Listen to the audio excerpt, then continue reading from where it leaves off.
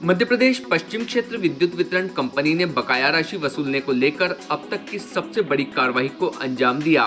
धार जिले के लेबर औद्योगिक क्षेत्र स्थित इस्पात कंपनी नेशनल स्टील लिमिटेड का बिजली कनेक्शन काट दिया गया। बिजली कंपनी को नेशनल स्टील कंपनी से 99 करोड़ 17 लाख रुपए की बकाया वसूली करना थी, जिसको लेकर बिजली काटी गई और कंपनी के 2 बैंक खाते भी फ्रीज कर दिए गए।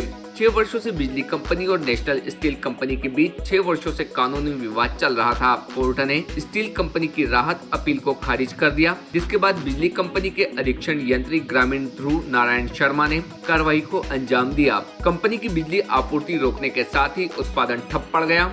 मध्य प्रदेश पश्चिम विद्युत वितरण कंपनी के इंदौर ग्रामीण अध्यक्ष अधीक्षण यंत्री गुरु नारायण शर्मा ने बताया कि विद्युत चोरी, अनाधिकृत उपयोग आदि को लेकर नेशनल स्टील कंपनी घाटा बिल्लौद का 6 वर्ष पहले प्रकरण बनाया गया था।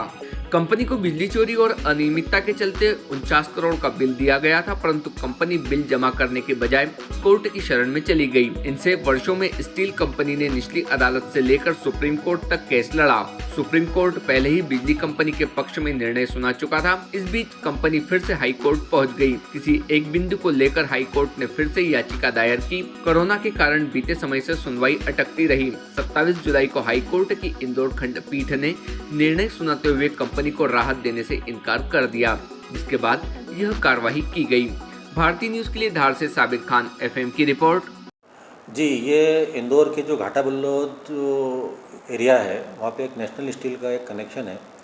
इसमें 2016 में चेकिंग की कार्रवाई हुई थी। उस चेकिंग में जो अनियमितताएँ मिली थी, उस अनियमितता पर उनको 49 करोड़ का बिल दिया गया था।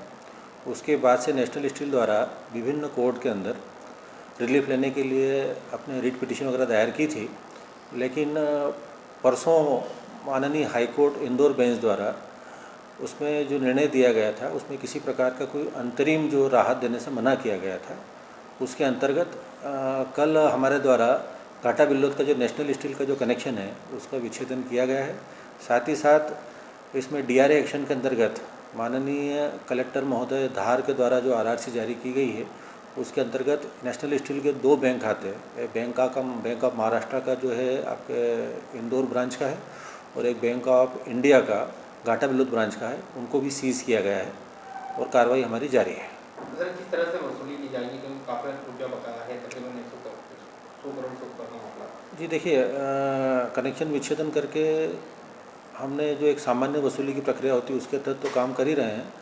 साथ ही साथ हमारे डीआरए एक्शन के अंतर्गत उनके जो हमारे पदेन तहसीलदार के पास जो शक्तियाँ हैं उसका अधिकार का उपयोग करते हुए उनकी चल अचल संपत्तियों का नीलामी करके वसूली की जा सकती है।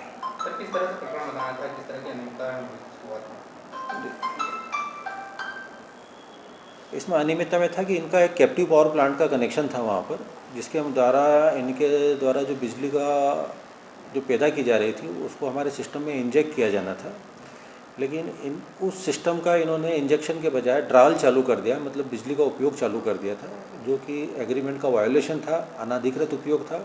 उसी के अंतर्गत ये कार्रवाई की गई थी। Subscribe now to most exciting channel ever.